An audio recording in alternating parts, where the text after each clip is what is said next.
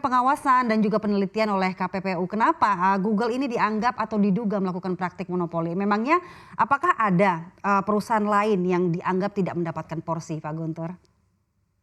Baik, kronologisnya, terima kasih Mbak Dian.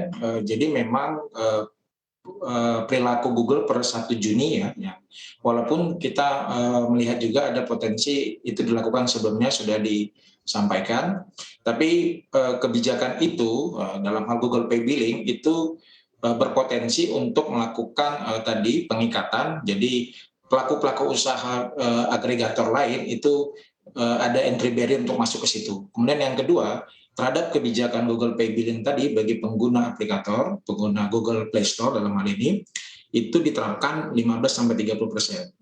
Dan kriterianya hanya kalau di bawah $1 juta itu 15%, dan sifatnya memang itu B2B menurut Google-nya. Dan kami melihat syarat ketentuan kriterianya itu tidak memberikan level playing field yang sama dan kepastian bagi pelaku usaha di dalamnya.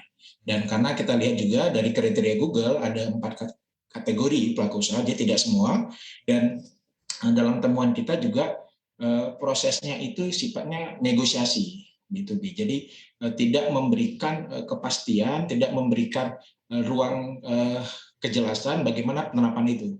Karena angka 30% tentunya kalau itu diterapkan, artinya kalau ada satu pelaku usaha mendapatkan perlakuan 30% pembiayaan dan ada lagi yang lain tidak atau berbeda, itu memberikan dampak terhadap persaingan. Jadi setelah proses penelitian kita yang diawali dari tanggal 2 Juni, dan sebelumnya memang sudah banyak informasi terkait dengan akan adanya program Google Pay Billing ini di bulan Juni.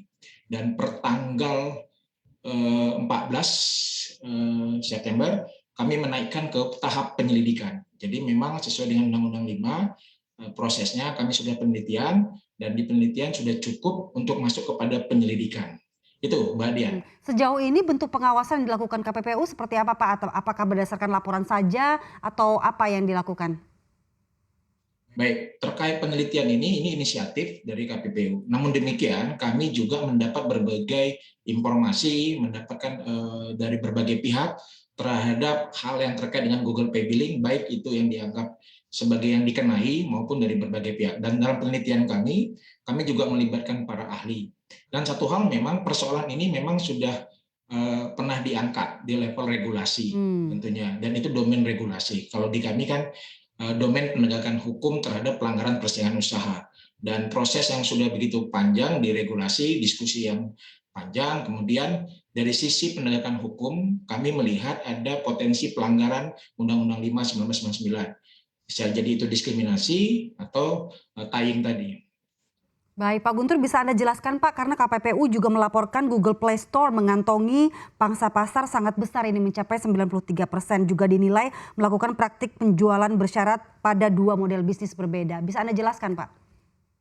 Baik, dengan penguasaan pasar begitu, maka posisinya dominan di pasar. Apalagi dengan sistem digital, mereka memang memiliki sistem dan mereka bisa tanda kutip meng-kick out ya, membuang pelaku usaha di dalamnya. Sehingga di pasar dia punya posisi dominan.